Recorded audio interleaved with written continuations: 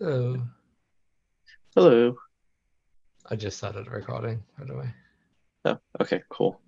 Yeah, I just started streaming. Brendan, do you know if John is around by any chance?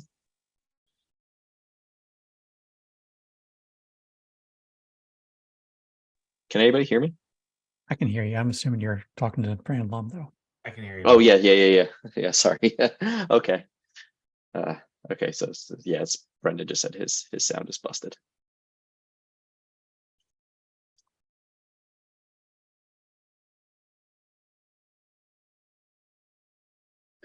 All right, so we can get started here. So just a reminder, this meeting is being recorded. Well, actually, it's being live streamed right now to YouTube, and your participation in this meeting is an agreement to abide by the CNCF Code of Conduct. Just for anybody who's joining now, feel free to add your attendance to the meeting notes, and we can get started. Okay. You have a law degree too? No, Sorry, I was asking you. You have a law degree too? but no.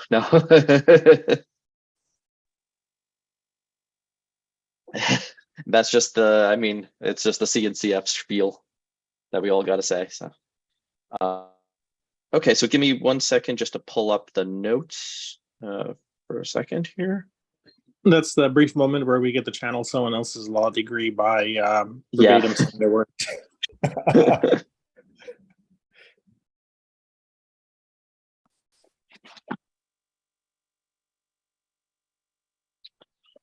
All right, cool. So before getting into the supply chain policy stuff, because I know we were still looking for feedback on that, a couple of things. I believe we don't have any totally new members, but I know Liam, it's been a while since we've seen you. Did you want to reintroduce yourself to the group? Yeah, absolutely. Liam Randall, a longtime open source person. I worked on Brozeek, first investor in OS Query, helped to put Cloud Custodian in the CNCF out of Capital One, first Kubernetes company in 2014, and now I'm working on WebAssembly. The reason why I want to start attending this meeting is we just are now approving the component model for WebAssembly, and that takes all of your application libraries that would make up the constitute an app and turns them into modules like Lego blocks that you can hot swap on the fly.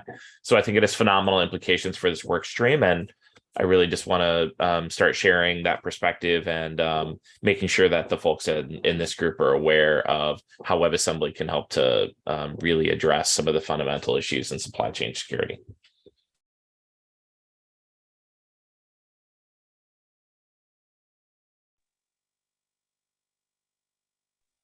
Awesome, glad to have you. Later, I mean, I want to listen for a couple meetings and just get the sort of cadence Yep. around, what's important and what works. But, in a month or two, maybe I'll do a demo or, bring in some of the developers and we can show you guys the new tools.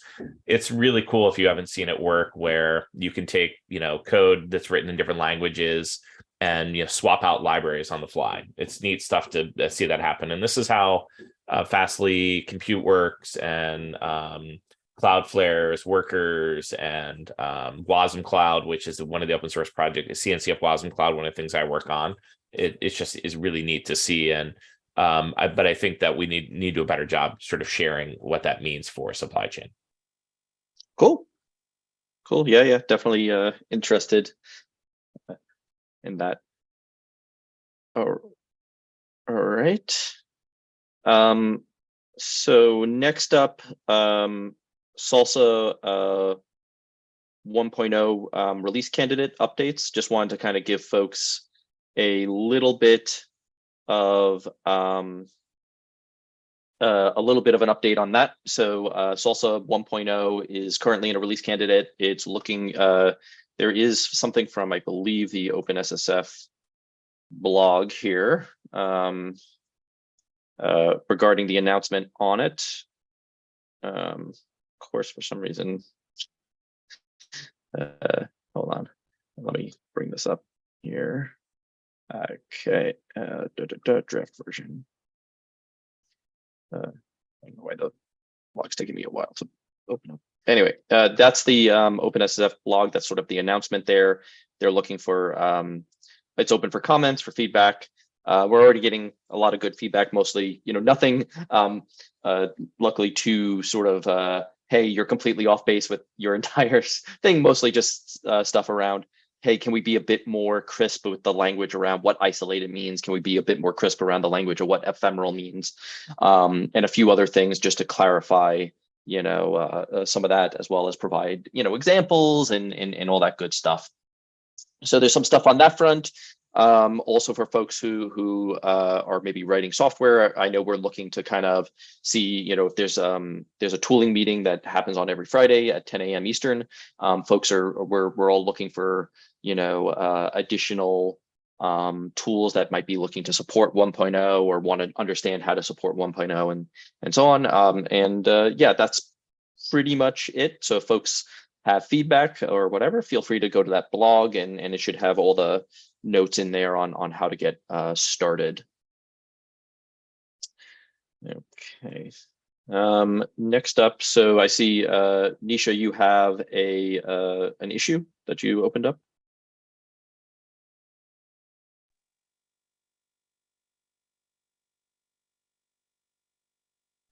Oh, actually, oh no, you're on. Or if you're talking, Nisha, we can't hear you.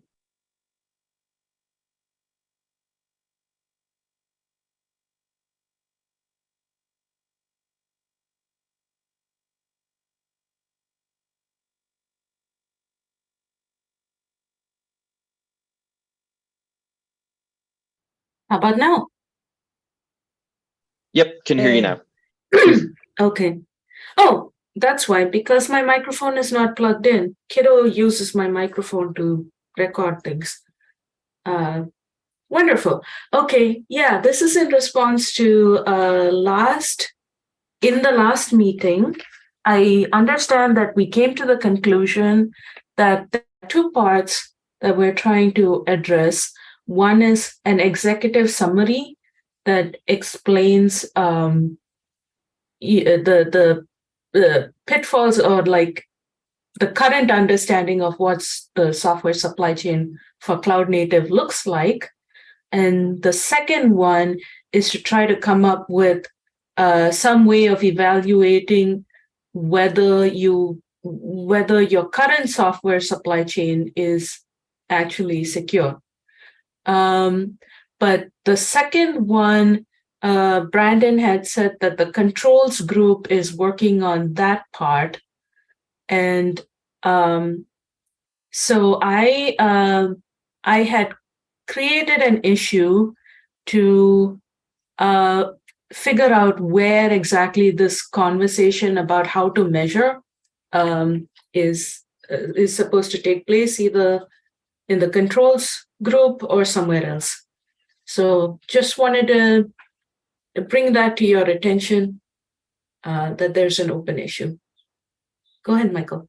Oh, okay, yeah. So just as FYI, I know that the controls group sort of spun down after some work, at least, not necessarily permanently, but I know that after it had sort of developed the controls catalog and a few other things, they decided to just sort of say, hey, yep, we did what we're supposed to do. And I know that they kind of just spun that down. So yeah, I still don't know where some of that might fit, but at least on that front, it spun down.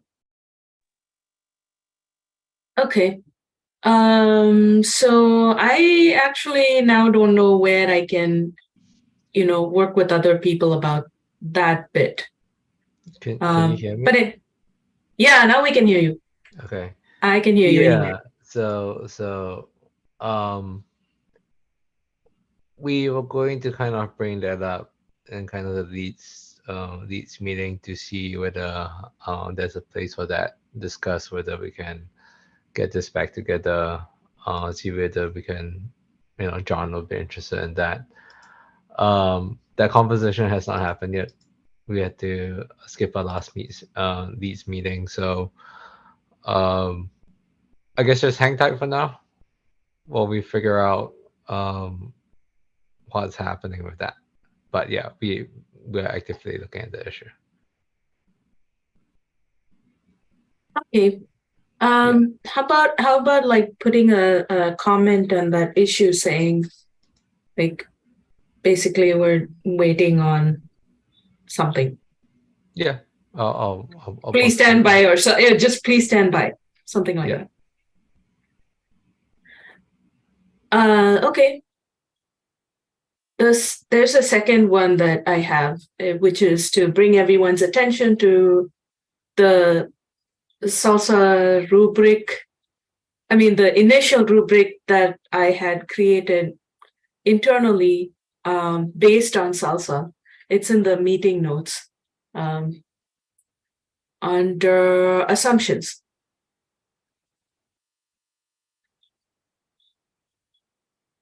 And so if folks want to talk about that or table that, or just be like, okay, let's be aware that it's there, and we can move forward, whatever you want. I think that's still valuable here. So just as an FYI, at least for the SALSA levels, level 4 has been removed in 1.0. At least for 1.0, mostly just as a way to not confuse folks about some of the stuff that's a little bit more fuzzy on how we want to approach it. Oh, so the whole hermetic build thing is gone then?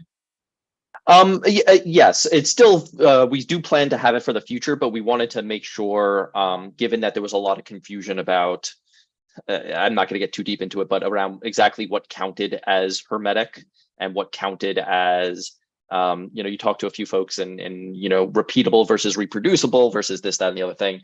So we wanted to make sure that we had enough time to focus on really doing that. So we wanted to make sure that 1 through 3 was super crisp. And then also some other, and then there's some other things in there as well around, anyway. Considering that level 3 has some language about isolated, which is somewhat similar, and you're still working on that language, I think it's okay to remove column 4 from here. Okay, cool. Beyond that, and then by isolated build, it just means like, hey, different builds should not be able to interact with each other in some way. But yeah, I do like the general, I do think that we should have some sort of rubric here. It makes sense. Does just out of curiosity, does the definition of isolation also include isolation from the environment? So there's a couple of things. That's where I see things most often go wrong. I seldom see builds screw with each other, but oh wait, we didn't realize we were pulling mumble from the environment is a common problem. Yeah, so the way that it's currently structured is there's 2 separate sort of pieces. One is build isolation itself, as in like build should not be able to interact with each other, in some way. And then separately, there is a separate required, which I don't remember exactly what we're calling, where we're trying to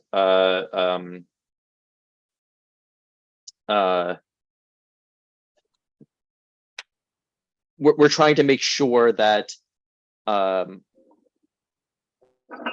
that thing that you brought up of like, you should not be pulling implicitly pulling anything out of the environment outside of what is sort of, let's say, specified from the build image. So the part of the reason I bring it up is they're actually the same thing, but they're almost never perceived that way. Because if my build can interact with the environment and your build can interact with the environment, my build can screw with your build. Ipso facto, we're done. And that's what happened in CodeCov. I mean, in CodeCov, the CodeCov breach, a common third-party auditing tool was compromised, and a separate, and when you pulled in the CodeCov binaries, they were essentially exporting all of your environment variables to some DigitalOcean box. So it is a real risk. Well, there's a whole really serious class of problem in certain communities where their package installation mechanisms are allow the package to interact in the environment fairly promiscuously. The result of which is you've seen an endless array of compromises that consist of, I run my build. My build goes and screws with the environment so that all subsequent things that happen, like the next guy's build, are compromised. And these are far more common kinds of problems than not. So I mean, I don't see how you separate out isolation into not actually isolation, but cross-build contamination, and not separate from the environment. It's silly. To also give some sense to that, it's probably the most common way that npm is weaponized against developers or PyPy. It's when they do a npm install and runs arbitrary code, and most build systems that pull packages off the internet are susceptible to this, except for the one I know for sure that is not is Go, as long as all you do is go build and you don't run Go generate. But Rest, you have a build.rs, and various other package managers as well have the same issue. Yeah, so I recommend providing that sort of feedback back to the Salsa group. They're calling it, ephemeral, as in you should, have a clean environment every single time you are, running a build, so that previous builds are not interacting with these builds. Whether or not that's the appropriate language, or we should be a bit more crisp on or specific on certain sorts of things, or saying, hey, like, why are you reintroducing when it's already been clearly defined? Yeah, I think that sort of feedback is stuff we're definitely looking for in Salsa 1.0 release candidate feedback.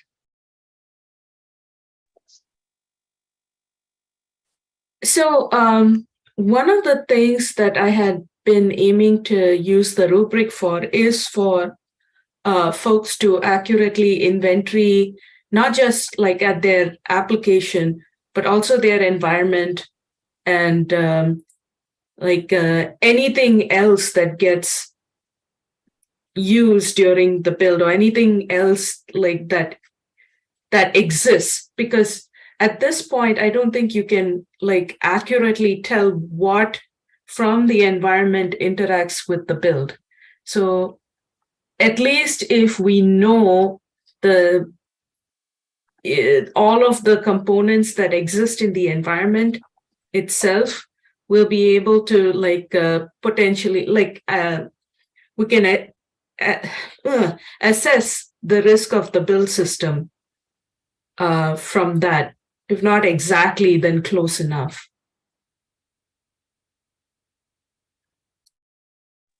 But that's the reason why there's the transitive level of completeness over here, with number 4 being at the system level.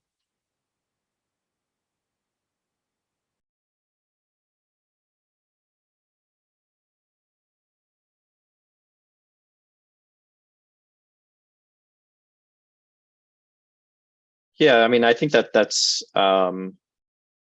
useful, but I'm not exactly sure how that's how we want to exactly express that in some of what we're kind of. So I did ask if there was something like a catalog of this type of compromise where the environment comes into play.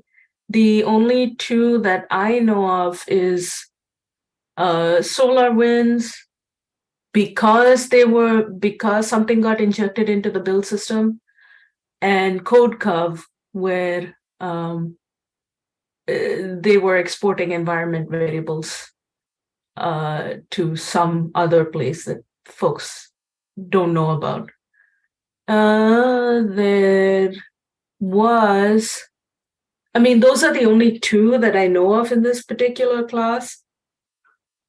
And I got those from the current software supply chain catalog. But I wonder if there are more than that. Ed did say that, like, he's seen stuff go by. They were kind of like that. Yeah, I do apologize on the front. I'm not the academic guy. I'm not the publications guy. So part of it as well is you have to look at not just the build systems as the target, but if you expand the supply chain attack vectors to the developer workstations, then you see this grow quite significantly. So this is where the tools themselves become weaponized against the developers, and usually the act is when they're targeting a developer is usually to either try to find and pull crypto wallets they can drain, or to find credentials they can siphon to some other location so they can try to compromise other systems. So and very often many of these attacks will go through through packages that are through someone's typo squatting. So you think you're installing TensorFlow, but you installed TenorFlow instead, or something like that, and then suddenly find that your crypto wallet has now been compromised and no longer has any monetary value anywhere. So there are some recent ones as well where there are some companies that actively monitor for this kind of stuff and will report them into various repository managers to try to remove them as quickly as possible when they discover them. But the attack vector is so cheap that it's that we see a lot of this kind of activity within the package managers. Nisha. Yeah, so I had a thought over here. The largest number, like the largest class of compromises are, the largest kind of attacks are phishing attacks. I wonder if we can use that to talk about how developer workstations could be compromised, thus leading to compromised tools interacting with infrastructure that is unknown, like the okay, so developer tools. So phishing attack on developer compromises developer tools, which in turn compromises infrastructure, which in turn compromise other potential folks using the infrastructure. So thus increasing the attack surface.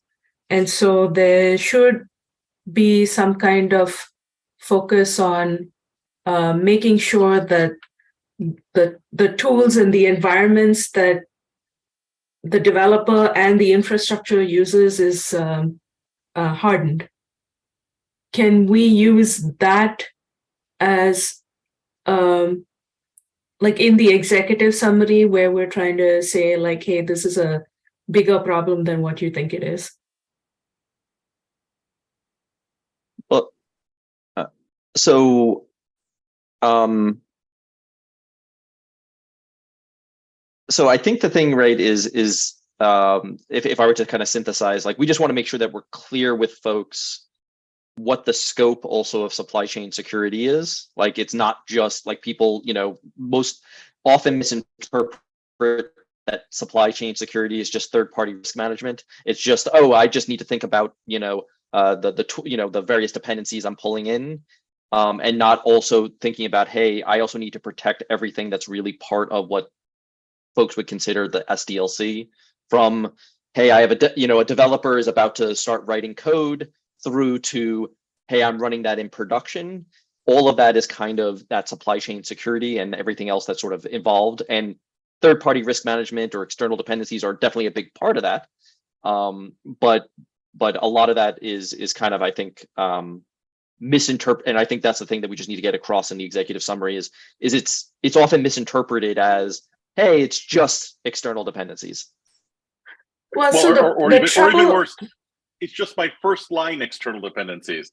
I wanted foo, so my software supply chain is just foo.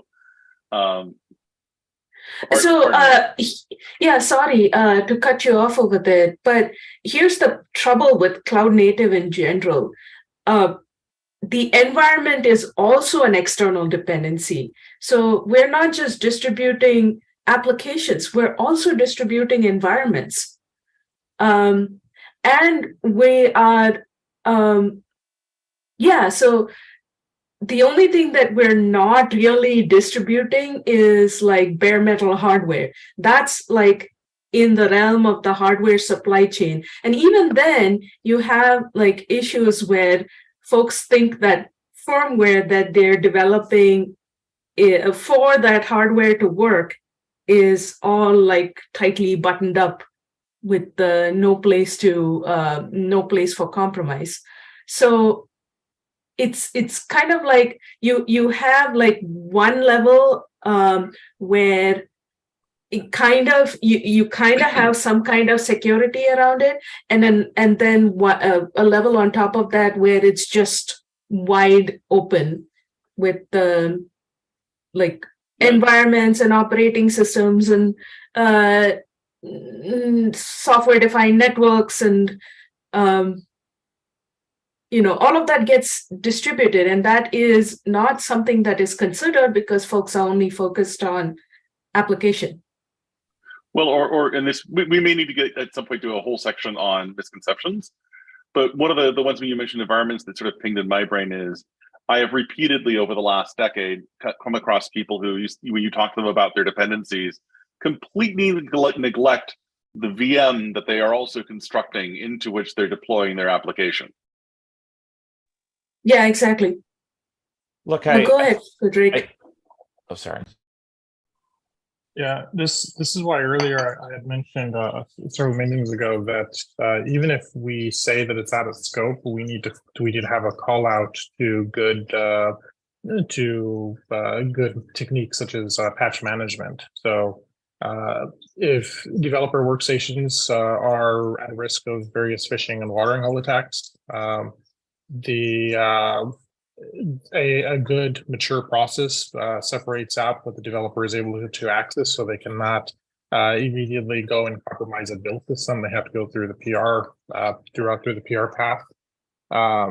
If they are and also the number of systems that are compromised because they didn't run their patch management properly. That like these are things that we even though we don't want to necessarily say how to do it, we do want to say that all of this only works when you have a good foundation to build on. And so if you haven't established a good patch management system, or you haven't established a good path towards separating out user credentials from build systems or similar, that is an excellent first place to start before coming back to how do we actually start to secure the build. I think Frederick, you made some great points, and Nisha, I don't think your points are lost on anyone, but I think that you can't boil the ocean when we're writing these guidance. So what I would suggest is that sort of divide this into concentric rings of what is the first order in scope for supply chain security, and get really crisp on defining that problem. And then what's second order and third order, and mention those as maybe supporting kinds of things, or point to other guidance or documentation or assumptions in the ecosystem. But the value in the work stream is in its focus. Focus is the superpower here, because security can just wrap it off because it is very opinionated and very situational. So it's, sort of looking across the ecosystem and saying, for the definition of SBOM, probably as generally identified in the executive order might be a good alignment point. Let's talk about define the first order challenges and then mention those second and third order challenges, but don't water down the main doc here in order to get it going. My 2 cents. Yep, actually, so Liam, I was going to suggest pretty much the same thing. I think it's probably worthwhile for us to really, like, I think explain, hey, the breadth of supply chain security is pretty much the entire SDLC. The depth of supply chain security is everything from, you know, and I know we've joked about this in some previous meetings, like, you know, you could go as far as saying, hey, I'm starting to, you know, I have the mines for the rare earths and I've, you know, I'm starting from scratch. I'm building my own chip fabrication machines and so on. Like, we can go as deep as we want. And, you know, as they say, like that turtle goes all the way down. I think we just need to say, hey, yeah, that turtle goes all the way down as deep as you want to go. But here's where we're focused. And so, and I think to Nisha's point, we just need to say, assuming that, you know, you have a reasonable baseline around security, then we could start to approach these things in these areas. But we're going to have to kind of say, yeah, like to what you said, Liam, you know, we can't boil the ocean either. I mean, I don't know how many times folks have told me, Nisha, you can't boil the ocean. The fact of the matter is that you're anyway using the ocean. And, you know, there is a place in this conversation where someone can throw in, oh, we're not boiling the ocean, and then stick to whatever folks are comfortable with, which is the application level. I would like us to be able to move at least a step beyond that and say, like, okay, we can't boil the ocean, but at least we can find out, you know, how much of the ocean we need to cover. So, I mean, it's like, okay, I'm gonna use another analogy over here. So we do, like, we say, like, there's an iceberg, and like the large part of the iceberg is below. We need to at least understand something about the size of the iceberg and how much we are going to chip at it. That's why I was hoping that we could come up with some kind of rubric that says, fine, let's start from here. These are all the things we know about. These are all the things we don't know about. Let's, you know, make a plan to start looking at things little by little and measure our progress. That's it. I mean, I do not expect everyone to like snap their hands and say, like, okay, we know everything now. At least we can say, like, okay, we know all of these things, but you know what? Nobody knows all of these other things, and we need like our customers to do some due diligence over here. We need our suppliers to do some due diligence over here, and so on and so forth. So, like, that scale would be really nice to have.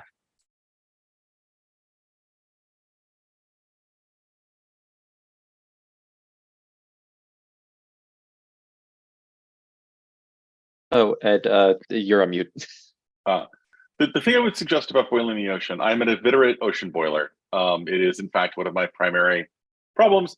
But what I found to be effective, and I think what we're going to find to be effective here, is the way you help people get to the point of boiling the ocean is one teaspoon at a time. And it's basically by becoming fairly crisp about subdividing the problem into things that people can walk through. And sort of to that end, what I would suggest is that we start with some version of that as things come up, and they will come up because people's brains will get jogged. Let's go throw them in a pile as we go.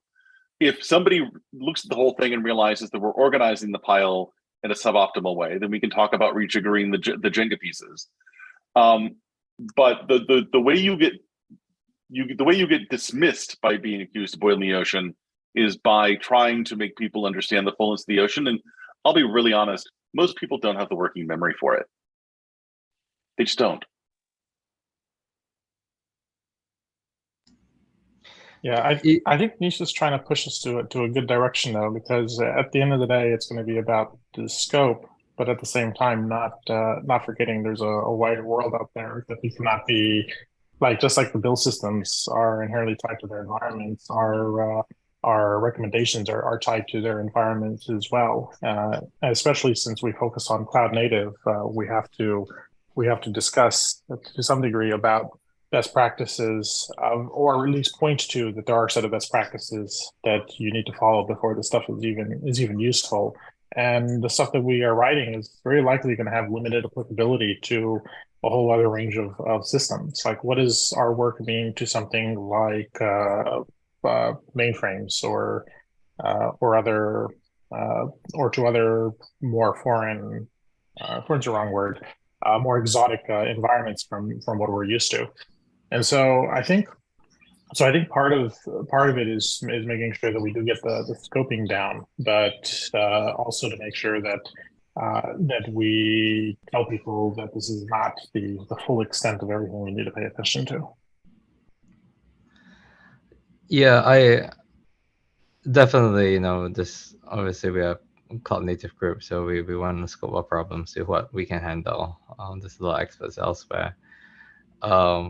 I do think it's important to scope the problem, but at the same time, I also recognize that, it's very subjective and it's potentially also a moving target, and it's a very hard problem to define a scope. And everyone has their own view on it, coming from different sides. So like, I think like my thought of this is like, we are one of the groups that is solving a particular problem. So I think it's good to have like an idea on what we're trying to do for us, and so other people can understand what we're doing. But I don't think we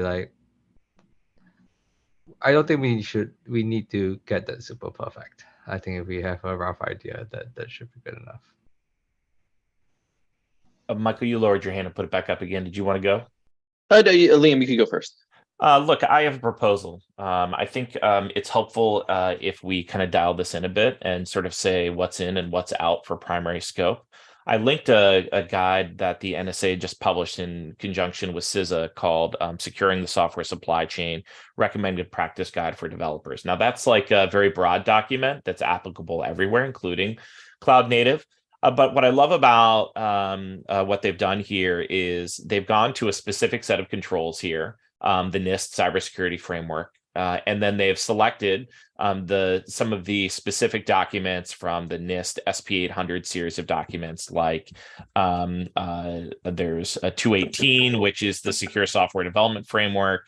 There's a NIST SP800 207, which is Zero Trust Architecture, and then NIST SP800 172, which is Enhanced Security Requirements for protecting controlled and classified information. And they sort of call out specific guidelines and then go into the controls and say, these are the controls that are in scope. Here are the recommendations.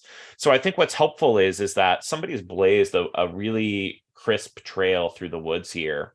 That I don't think a cloud native specific version of that would follow exactly, but we could use it as a reference to sort of say, this is the general direction that we could go through as far as selecting a set of controls to speak to, and then what the recommendations might be in a Kubernetes cloud native, ecosystem or context.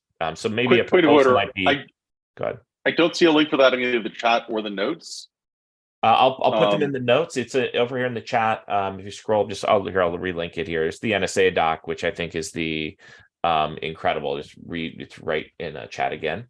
And I'll put that into the notes from there, because I think that's a good point. And maybe we could come up with a group, and then we're all on the same page, Nisha, for what's in primary scope and then what's the ocean. Yeah, and one thing, because I know we had brought this actually up a couple of weeks ago, and one of the nice things about at least that document is that document also cites the CNCF supply chain security best practices. So we already have, I think, a pretty good starting point there. And I think actually one of the things that might be worthwhile, like if we go back to just how we scope stuff like the best practices and secure software factory reference architectures, just from a what are the assumptions we're making, right? So the assumptions we were making is, hey, because this is cloud native, we are assuming you're running in sort of cloud infrastructure, something like a Kubernetes, a container orchestrator, those sorts of things. And obviously there's, some fuzziness around exactly what that might be, but generally we're looking at it from that standpoint. And we're also making some assumptions here that, you're not like immutable infrastructure or immutable contain, that sort of level. And so we're not going to focus too much on, hey, how do I get this running on my legacy mainframe? It's like, no, this is very much for how we're approaching cloud native, and you should be already addressing some of these issues, or be ready to address some of these things, because if you're not ready for cloud native yet, then this cloud native supply chain security policy might not be good for you. Frederick? Also, one thing to consider is when looking at some of the other NIST documents, they do vary in the level they get into. So, like something like the guides from CISA tend to be very well written. They tend to be very try to develop something that's actionable. Many of the ones from NIST are either producing some form of a guide or some form of a checklist, or guidance or a checklist, but very often they're looking at everything that is like software related. So the recommendations that you often see there are things like establish a software supply chain, or not even a software, establish a supply chain risk management group and staff it with people from various parts of the organization. And so they end up being very, very high level and don't really drill down other than calling for SBOMs in the level that we want. So I think there's real value here in this scoping to say, like, this is how you secure a cloud native environment or system against these particular attacks, and provide something that those groups can actually bind onto.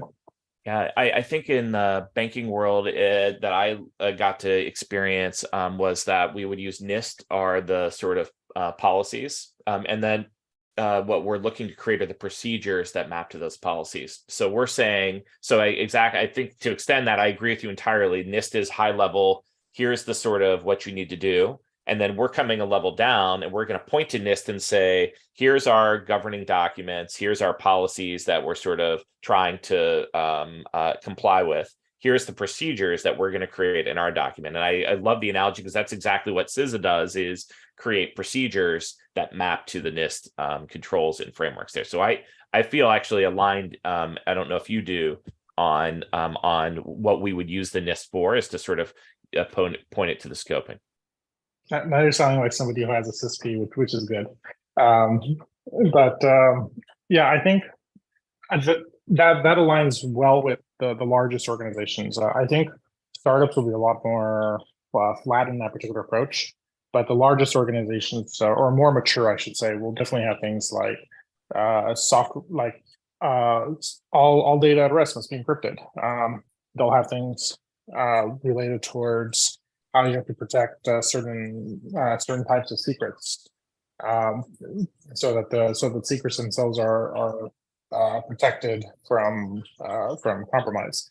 How that actually happens, if we were to try to tie it down into those type of standards and procedures, tying it into standards like how to tell if a key was compromised using something like SigStore. So there's things like that we could discuss as a recommendation for standards. Like, you should bring in Toto, you should bring in SigStore, you should bring in one of the common SBOM formats, but you should be able to consume all the major SBOM formats because you don't know what your vendor is going to provide you with. So I think in that respect, there's there is a nice line that we can delineate in order to help different organizations while still giving them the flexibility of picking the tools that best suit their use cases. So really quick point of order here, because we actually had an agenda for this meeting that included this item about the working session on a doc, on the policy doc stuff, that I think was your agenda item, Michael.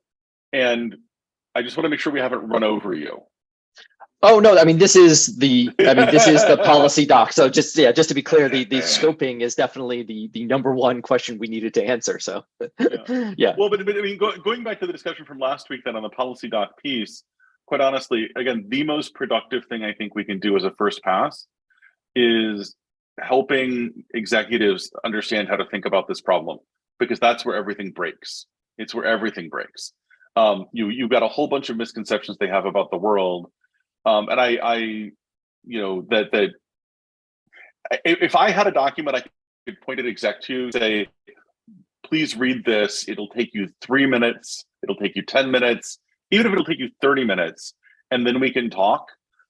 It would save me unbelievable amounts of headaches, even now. And we're a fairly mature organization in this stuff, just because nobody is thinking about this the right way, particularly at the executive level. The way to do it is to not give them a paper, but to give them a deck of cards that has everything on it, so they can peruse it at their own time and get it in the bite-sized pieces. I am all about pushing the CNCF for making decks of cards for us at some point, to straggling a handout to people, and possibly doing our own collector card trading game. That's fine. But maybe starting with a white paper doc with some nice pictures is probably a good place. I see you nodding, Liam. Obviously, your executives never have to understand what's going on, right? Well, I'm at a startup now, so I'm no longer at a bank. But I've been in security for since the 90s. So I definitely that resonates with me very highly. I think that we're still understanding the problem, right? The problem is, all of our applications are 95% open source, and we bake the SBOM right into the label, and developers then spend 80% of their time on operations and maintenance. So I don't disagree, but I think scoping is the right thing to nail down first. So I think from a document perspective, crisply saying this is what's in and what's out is the first step, because then that's going to guide the rest of the conversation. Okay, so shall we start a list? I think we have started a list, haven't we? No, we've started a list of things that might feed the list. Shall we just start throwing out a list? Things that Could I say something real quick? Please. I think you're right, Ed, is that executive summary is probably the scope for this conversation right now. And that means that it's not, it's more like an outline of a white paper that says, actually, this is what the problem looks like. And you can break it down into these parts. And end it at that. So don't talk about, you can go to like the CNCF white paper to learn more, and don't talk about go to NIST documents to learn more. That we can say like something to the effect of ask your technical architects about environments. End of story. Like, here's are the things.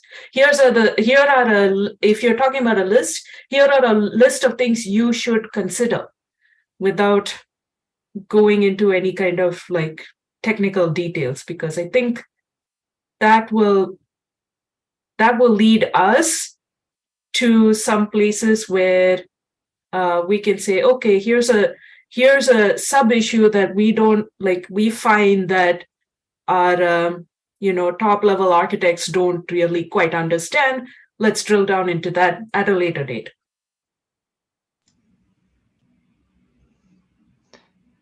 All right, it sounds like we have consensus. So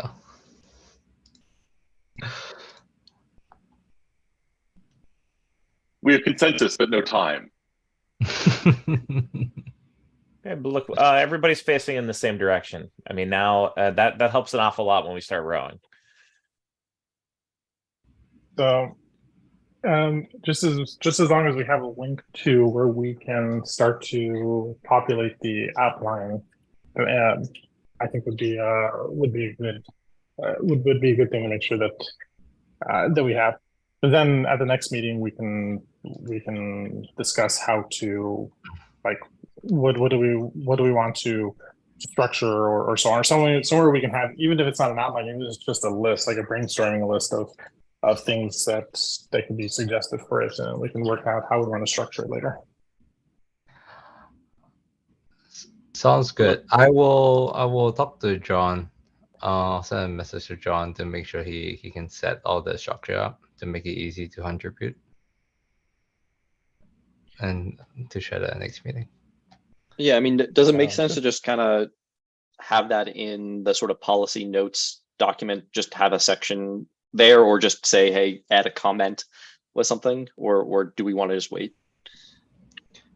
I think if you have comments now and like, obviously, whenever we have the time, just put it there.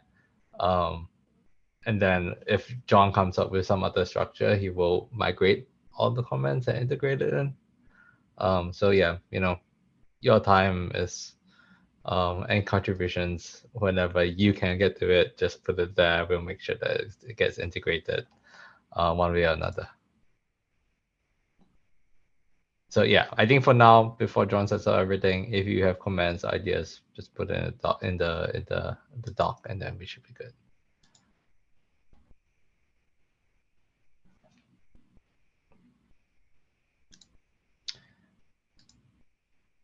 Sounds like we achieved the goal though, so.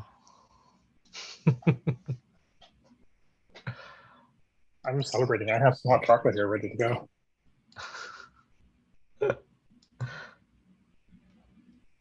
Oh goodness, it is too early in the morning for me right here. So after this, I'm just gonna go take a couple more hours of sleep. Sounds like a plan. Yeah, I think that's a great idea. Just practice some self-care there and do your best.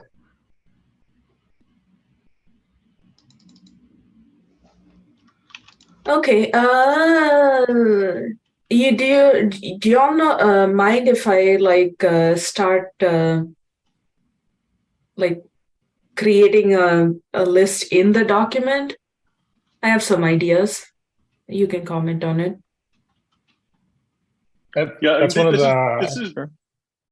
If I can make a suggestion, we've sort of come to the realization that what we're writing is actually not a policy document. What we're writing is a document to assist executives in understanding the problem. And we have a whole bunch of things that people are wanting to gather.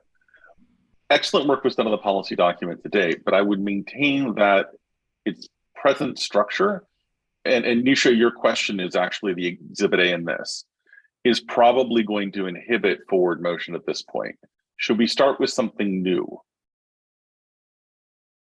Yeah, I think that's my proposal, that I'll get John to restructure the doc. But in the meantime, before that happens, if you have any comments, I think that's just. Well, but my proposal is quite a bit different, which is let's just start with a new doc. Yeah. So anything that we need to move over, we can. It gives us a place for people to sort of collect lists and sort of put sections together and move them around and comment on them and whatnot. And anything we need to move over from the other doc, we can. Usually we start with like an outline of an executive document, and then we fill it with like some bullet points, and then we chat about the bullet points. So yeah, I agree with Ed. It would be nice if we could start something like blank and say like this is what our executive document is going to look like. Okay, so I was gonna get John to do that, but if we want to do that now, I can make a copy of this document, and then delete everything, and then we'll use that. Wait, no, you know don't what? have to delete everything. No, you I'm can just gonna create a new one. no, Just create a new doc. It's the simplest way. No, I'm gonna make. I don't want the links to change. I'm gonna make a copy of the document. But then we have extraneous history, Brandon. So just start a new doc. It really is the easiest way. I understand the links are going to change, and that's unfortunate. Link the second one from the first one as well, and that way the people have a pointer to it. Yeah.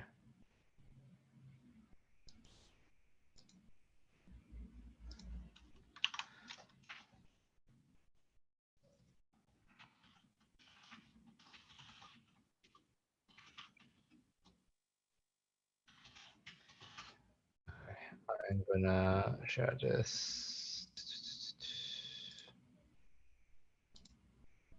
I'm gonna give everyone an editor. That should be good.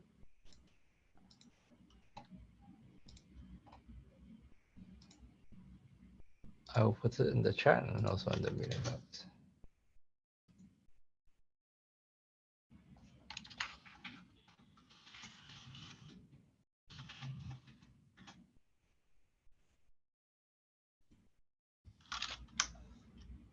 Liam, while I share your tendency towards memes, that one gets a little dark. Oh, come Sure. on. I think I love that quote. You know, when you realize something, you know, you're going to go in a different direction, go in a different direction. You know, it's hard. It's hard. So hard to do. You get so tied and invested in like things that you've spent a lot of time on, and, like investing. And then you realize you're like, you know, what I take from this is this lesson that I should go in this direction over here. I'm not trying to be dark at all. I'm just trying to, you know, wrap it up and say, yeah, Neodoc's the right way to go. No, I know. I was just gently teasing you about the darkness. That's part. okay. I'm always a safe target. Everybody can tease me all day long. That doesn't matter. I always have a smile on my face. Doesn't matter. Around me and Ned, that can be very dangerous. So be careful.